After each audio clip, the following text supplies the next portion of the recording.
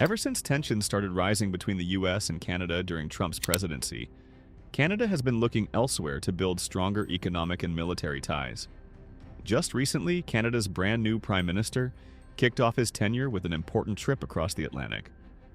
Instead of heading straight to Washington, like most Canadian leaders do, he made a beeline for Europe, sitting down with top officials from France and the UK to discuss business, defense, and strategic alliances. This break from tradition is no accident.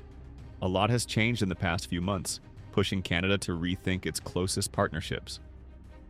It all started back in late 2024 when Trump made a wild claim: Canada should just become part of the US. He floated the idea like it was a casual suggestion, but Canadian leaders didn't take it seriously at first. Then things took a turn. By early January 2025, Trump doubled down, making it clear that he wasn't joking. Speaking from Mar-a-Lago, he warned that the US could use economic power to force Canada into submission. He even tweeted that America didn't need anything from Canada and that without US support, their economy would collapse. That's when Canadian officials stopped laughing.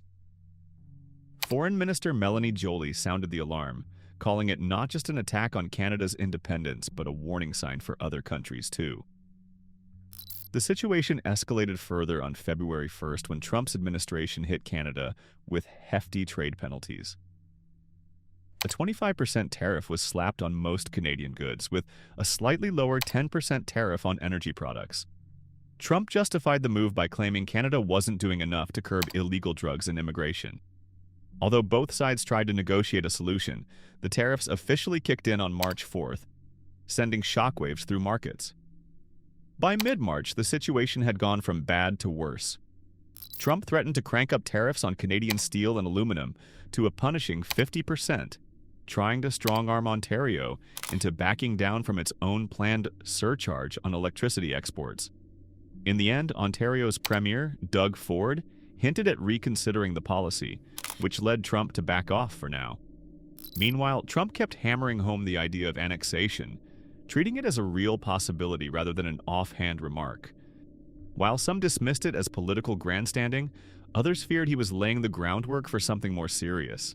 As Trump's unpredictable trade policies rattled markets, the fallout was impossible to ignore. U.S. stock indices took a hit, and Canada wasn't about to sit back and take the punches. On March 12th, Canada hit back hard, rolling out a counterattack in the form of a 25% tariff on $21 billion worth of U.S. imports. The list of targeted goods included steel, aluminum, and other critical products. And that was just the beginning. Officials hinted that if things escalated, they were ready to expand the trade war to everyday consumer goods. With the battle lines drawn, Canada's new Prime Minister, Mark Carney, made his stance crystal clear. He vowed to shield Canadian jobs and families from what he called unfair U.S. trade aggression. In his first major speech, Carney promised his government would stand firm, refusing to be intimidated by Washington's pressure tactics. Even as Trump's administration continues to use tariffs as a bargaining chip for issues that go far beyond trade, like border control and drug enforcement, Canada has found itself at a crossroads. The once solid partnership between Canada and the U.S. took a serious hit during Trump's presidency. As tensions grew, Canada started looking elsewhere for reliable allies, forging stronger economic and security ties with Europe. This shift wasn't just symbolic. Trade between Canada and the European Union surged under a fresh free trade agreement. Military partnerships deepened, and high-level talks took place to reinforce diplomatic ties. In mid-March 2025, Canada's new Prime Minister Mark Carney made his first official overseas visit, not to Washington, as tradition would dictate, but to France and the UK. His goal was clear: to secure Canada's place among trusted partners in Europe while steering away from the growing unpredictability of its relationship with the US. This move was no coincidence.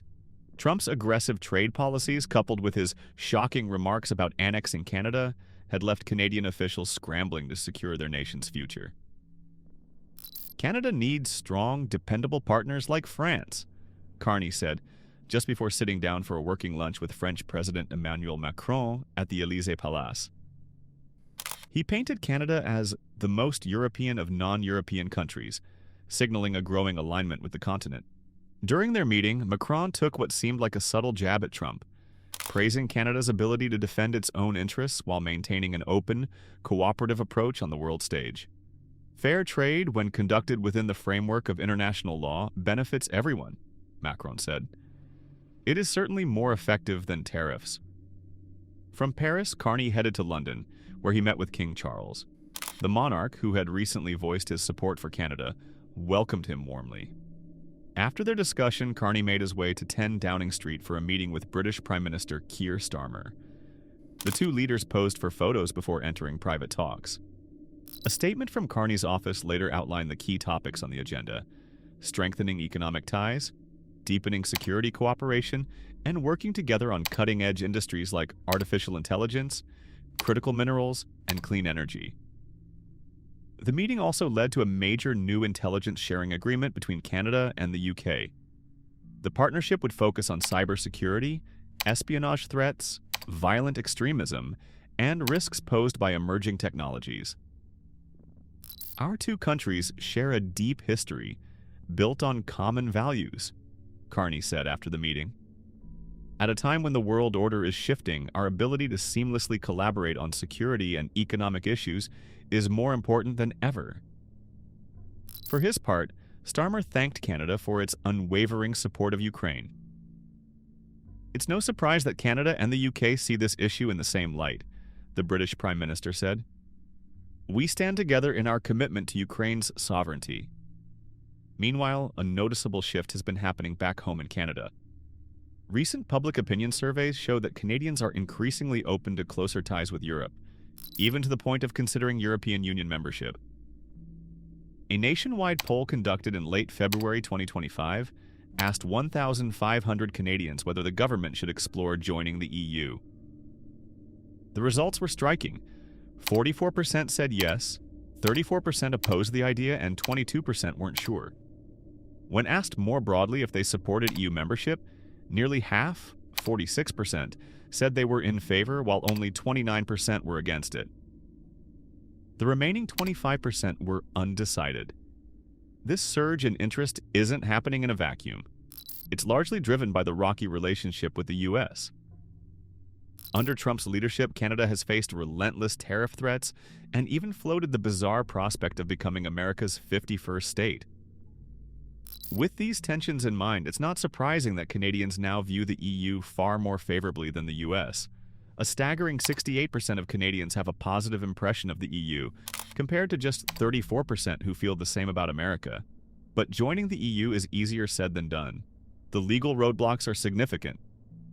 According to Article 49 of the Treaty on the European Union, only European countries are eligible to become members. When asked about the growing interest from Canadians, European Commission spokesperson Paula Pinho acknowledged the sentiment. We are honored by the results of this poll, she said. It reflects the strong appeal of the European Union and the admiration many Canadians have for our values. However, as it stands, the treaty's provisions limit membership to European nations. Even without formal EU membership, Canada's economic ties with Europe have been expanding rapidly. The Comprehensive Economic and Trade Agreement, CETE, between Canada and the EU has been in place since 2017, eliminating tariffs and opening up major trade opportunities. When the agreement first took effect, 98% of European tariff lines were wiped out for Canadian goods, with a full 99% expected to disappear over a 7-year period. This deal has given Canadian businesses a powerful foothold in the European market, granting them access to a massive base of 500 million consumers. When Prime Minister Justin Trudeau spoke at the signing of CETA, he called it a game changer, a new era in Canada's relationship with Europe, and a launchpad for Canadian businesses to thrive on a global scale. Since then, trade between Canada and the European Union has skyrocketed, reaching all-time highs. Even after the COVID-19 shock in 2020, trade quickly rebounded. By 2021, two-way merchandise trade hit an incredible 100 billion Canadian dollars, marking a massive 33.7% jump from 2019. which was the last full year before CETA took effect. Canadian exports to Europe surged to 32.5 billion Canadian dollars in 2021 alone, an astonishing 46.4% increase compared to 2016. One sector seeing a major boom: clean technology. Trade in environmental goods between Canada and the EU soared by roughly 22% by 2021, pushing both regions closer to their shared climate goals. And the trend hasn't slowed down. By 2023, trade between Canada and Europe had grown by more than 50% since CETA was introduced. Europe is now firmly established as Canada's third largest trading partner, trailing only the US and China. About 5% of Canada's exports now head to the EU. With most tariffs eliminated, Canadian companies have saved hundreds of millions in extra costs, making it easier to do business across the Atlantic. In 2021 alone, exporters saved an estimated 890 million Canadian dollars in tariffs thanks to CETA. Industries that saw some of the biggest tariff cuts, like specialized machinery and seafood, have experienced explosive growth. In fact, products that benefited from tariff reductions of over 10 percentage points saw a staggering 54.5% increase in exports between 2016 and 2021. CETA hasn't just removed trade barriers, it has also simplified customs procedures, cut unnecessary regulations, and given Canadian businesses unprecedented access to European government contracts and services. Before we continue, let's take a quick break. If you're finding this information useful, consider giving us a thumbs up. Your support helps us reach more people. And if you have thoughts or questions, drop them in the comments. We'd love to hear from you. All right, let's get back to it. Canada's deepening trade relationship with Europe didn't happen in a vacuum. During Trump's presidency, U.S. trade policy became more unpredictable, pushing Canada to look elsewhere for stable partnerships. CETA provided the perfect opportunity, allowing Canada to expand beyond its reliance on the U.S. European leaders welcomed this shift with open arms. In early 2024, EU Trade Commissioner Valdis Dombrovskis praised CETA's success, pointing out that trade between Canada and Europe had grown by more than 50% since 2017. He emphasized that CETA wasn't just about trade. It had become the backbone of a strong, long-term economic alliance between the EU and Canada. Both sides agree that their partnership, built on shared values and fair trade practices, has helped them navigate global instability. But Canada's pivot toward Europe hasn't just been about trade, it's also been about security and diplomacy. As tensions with the U.S. increased under Trump, Canada expanded its military and diplomatic ties with the EU and its member states. Canada has always been a committed NATO ally, working closely with European countries on defense initiatives. But Trump's mixed signals on NATO, including calling it obsolete and questioning whether the U.S. should continue supporting its allies, caused panic across Europe. In response, Canada doubled down on its commitments. A key example? Canada took the lead in NATO's battle group in Latvia, working alongside European forces to deter potential Russian aggression. By keeping troops stationed in Europe, Canada made it clear that its dedication to transatlantic security wasn't up for debate, even if U.S. leadership wavered. Behind the scenes, Canadian diplomats and military officials strengthened ties with their European counterparts, ensuring that NATO's stability wasn't shaken by Trump's rhetoric. In a groundbreaking move, the EU even invited Canada to participate in one of its defense cooperation projects in 2021. An unprecedented step that reinforced Canada's growing role in European security.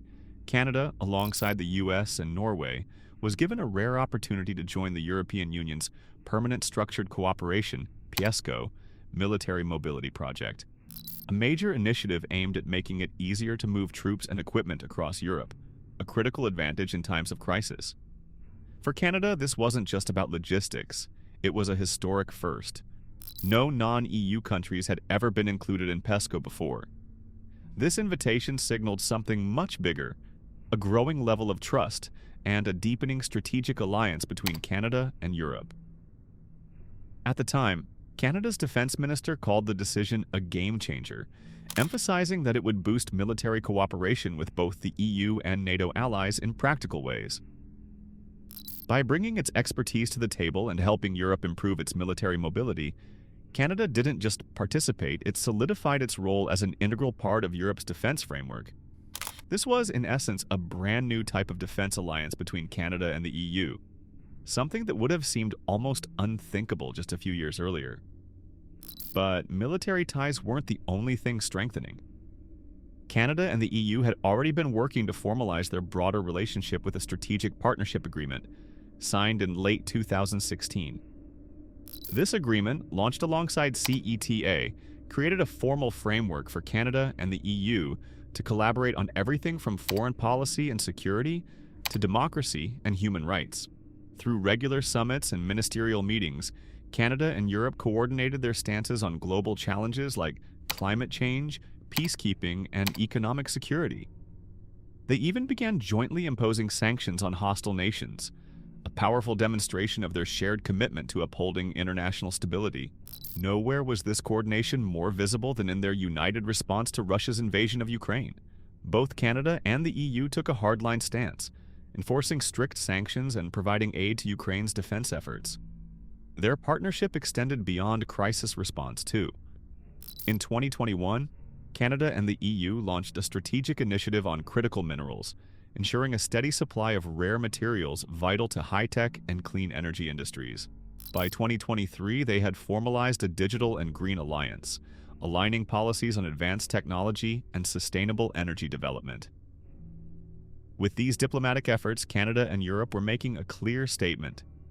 In a world where U.S. leadership had become increasingly unpredictable, they could count on each other as trusted, like-minded allies. This growing bond was reflected in high-profile visits and public declarations. In 2017, Justin Trudeau made history by becoming the first Canadian Prime Minister to address the European Parliament. Standing before European lawmakers, he described the EU as an indispensable partner, reinforcing Canada's commitment to a strong transatlantic relationship.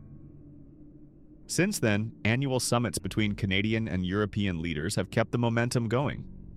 EU officials have repeatedly praised Canada as a stable, reliable friend, even as uncertainty loomed over their relationship with Washington. At a 2018 summit, Trudeau and top EU officials issued a joint statement reaffirming their commitment to a global system built on rules and cooperation. While they never mentioned Trump by name, the message was clear. This was a direct response to the nationalist, isolationist rhetoric coming out of the White House at the time. As diplomatic ties deepened, Canada and Europe were increasingly seen as standing together, closing ranks to navigate an era of growing political and economic turbulence. And then, just when it seemed like U.S.-Canada relations couldn't get any more strained, Trump went even further, floating the idea that Canada should simply become part of the United States.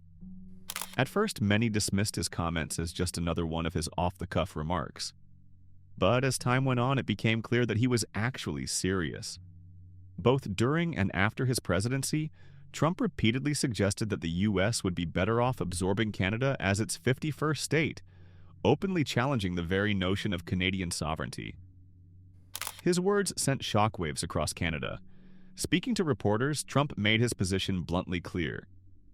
Canada only works as a U.S. state. We don't need anything they have. He even tried to spin it as a win-win scenario. As a state, Canada would be incredible. One of the great states, a great and cherished state. In a bizarre twist, he even suggested that Canada could keep "O Canada" as its anthem, while the U.S. would no longer have to subsidize Canada, a vague claim where he threw out an eye-popping $200 billion figure with no clear explanation of what it referred to. His reasoning? The U.S. didn't need Canada's resources. We don't need their lumber, we don't need their energy, we don't need their cars, there's not a thing that we need, he declared, dismissing Canada's economic contributions entirely. In his mind, Canada was completely dependent on the U.S., so why not just take it in on America's terms? At the same time, Trump made it crystal clear. As long as Canada remained an independent country, his tariffs on Canadian steel, aluminum, and automobiles would stay firmly in place. No, I'm not backing down. We've been cheated for years, he declared, ramping up the pressure. The message was unmistakable. These tariffs weren't about trade negotiations anymore. They were a weapon. Economic pain meant to break Canada's resistance and force it into submission. It was an unheard-of approach to diplomacy. Tariffs had always been used to gain leverage in trade disputes, not as a tool to push a sovereign nation toward political surrender. Yet, Trump's remarks weren't just one-off comments. His inner circle began to echo and amplify them. His Commerce Secretary, Howard Lutnick, went so far as to claim that Canada becoming a U.S. state was the best solution for both economies. Meanwhile, the White House press secretary told reporters, "The president believes Canadians would be better off as the 51st state of the United States." With top officials openly endorsing the idea, what once seemed like an outlandish fantasy suddenly carried the weight of serious discussion. In Canada, the backlash was swift and furious.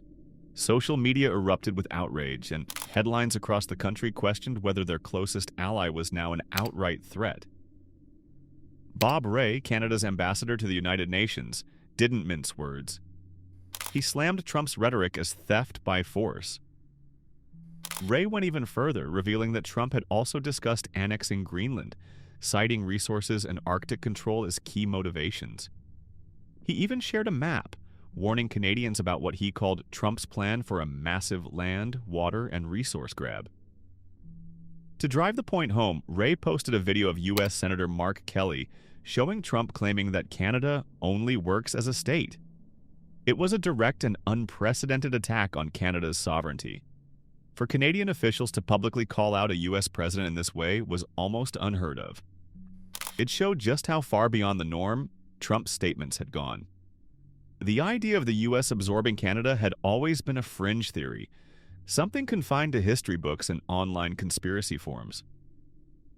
But hearing it come directly from a former and potentially future President of the United States changed everything. The entire premise of the U.S.-Canada alliance was based on mutual respect and trust. Now, for the first time, many Canadians began questioning whether that trust still existed. Even those who usually dismissed Trump's bluster as empty talk couldn't ignore the pattern of economic bullying, tariff wars, and now outright threats to Canada's independence. This wasn't just about words anymore. The combination of aggressive tariffs and sovereignty threats had accelerated Canada's shift towards strengthening ties with Europe and other global partners. It wasn't just that Trump had made Canada rethink its relationship with the U.S. He had forced Canada to do so. For decades, Canada had been deeply intertwined with the American economy, trusting that their southern neighbor wouldn't turn economic policy into a weapon against them. That trust was now shattered. With Trump proving that Canada's economic stability could be threatened at any moment, it had no choice but to start looking elsewhere. Europe, with its stable trade policies, shared democratic values, and growing security cooperation, became the natural alternative. Under CETA, Canada's trade with the EU has flourished as tariffs disappeared and new opportunities opened up. Fresh agreements in digital trade, clean energy, and critical minerals have only deepened Canada's economic ties with Europe. At the same time, Canada has positioned itself as a key player in European security efforts, from leading NATO's defense efforts in Eastern Europe to actively participating in EU military mobility projects. Diplomatically, Canada and the EU have stood side by side on major global issues, from climate action to standing firm against authoritarian threats. But that doesn't mean Canada has walked away from the US entirely. The reality is, geography and economics still tie Canada and the United States together. No matter what happens, the US will always be Canada's largest trading partner and closest neighbor. What Canada has done, however, is secure itself against future uncertainty. By diversifying its trade and security alliances, Canada has ensured that it's no longer entirely dependent on Washington's decisions. For Canadians, Trump's return to the political stage is a double-edged sword. On one hand, his aggressive tactics forced Canada to rethink its trade policies and expand alliances, setting the country up for long-term stability and new global partnerships. On the other hand, a second Trump presidency could mean even harsher tariffs, more economic coercion, and possibly even more extreme threats to Canada's sovereignty. What started as a one-sided trade dispute has now evolved into a larger fight over Canada's future direction on the world stage. For a country that was once seen as the quiet neighbor to the north, Trump's actions have pushed Canada into a new, more assertive role, one where it's no longer just reacting to global events, but actively shaping them. What are your thoughts on this situation? Do you think Canada is making the right moves? Drop your opinions in the comments. We'd love to hear from you. Thanks for watching, and we appreciate you joining us today. Thank you for watching till the end. Do you want to see more of such content? Please do not forget to subscribe and activate the notification bell.